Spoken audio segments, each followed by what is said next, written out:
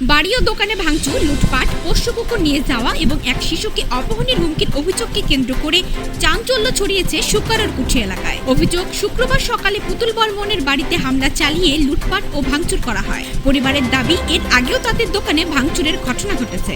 পরিবারের অভিযোগ, ভোটের পর থেকেই তাদের ওপর ধারাবাহিকভাবে হামলা ও হয়রানি চলছে। দ্বিতীয় শ্রেণীর এক পড়ুয়াকে গালিগালাজ, গৃহশিক্ষককে বাধা দেওয়া এবং শিশুটিকে অপহরণের হুমকিও দেওয়া হয়েছে বলে অভিযোগ। ঘটনায় সাহেবগঞ্জ থানায় লিখিত অভিযোগ দায়ের করেছে পরিবার। অভিযোগের ভিত্তিতে পুলিশ তদন্ত শুরু করেছে। আমার ভাই দোকান করে, আবার দোকানে এসে ভাঙচুর চালায়, এসে ধুমকি দেয়। আমার কাছে ফুটেজ আছে, সিসিটিভি ফুটেজ আছে। দোকান লুটপাট করে, প্রাণের হুমকি দেয় যে দোকান খুলবি না, ভাঙচুর করে দেবো, প্রাণে মেরে ফেলবো।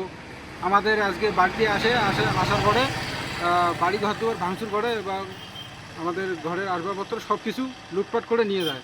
বাড়িতে কিচ্ছু নেই যে রান্না করে ভাত খাবো, সে হাঁড়ি করা পর্যন্ত নেই। আমরা এখন প্রশাসনের কাছে আসছি, এখন দেখি প্রশাসন কী পদক্ষেপ নেয়। আমরা চাই সুস্থ বিচার হোক।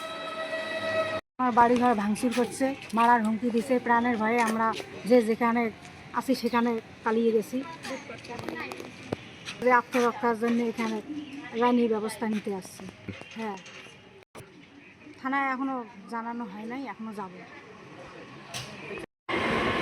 আমাদের মনে করো দোকান আছে, বাড়ি আজকে ভাঙছে, দোকানের জিনিসপত্র লুটপাট করছে, বাড়ির অনেক জিনিসপত্র লুটপাট করছে, টাকা পয়সা, সোনা দানা, ইলেকট্রিক জিনিসপত্র, ফ্রিজ, টিভি সব কিছু লুটপাট করছে।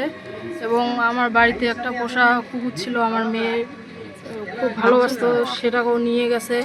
আমার মেয়েকে স্কুল গেলে পথ আটকায়, নানা মুখের ভাষা খারাপ করে, গালিগালাজ করে।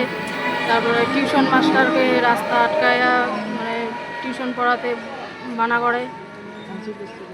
জিনিস অনেক ভাঙচুর করছে। সেই জন্য আজকে আমরা আইনের কাছে এসেছি, দেখি কি ইস্যু করে দেয়। আমরা চাচ্ছি আমাদের মানে আইনের সুরক্ষা, আইনি পদক্ষেপের মাধ্যমে আইনের লোকেরা আমাদের ইস্যু করবে। গ্রামবাসীরা আছে অনেকে, আবার বাইরে থেকে লোক নিয়ে এসছে। গ্রামের প্রফুল্ল বর্মন, তাপস বর্মন, তারপরে প্রভাস বর্মন, ভবেশ বর্মন, জ্যোৎস্না বর্মন, এরা সবাই আর কি আছে, আরও অনেকেই আছে।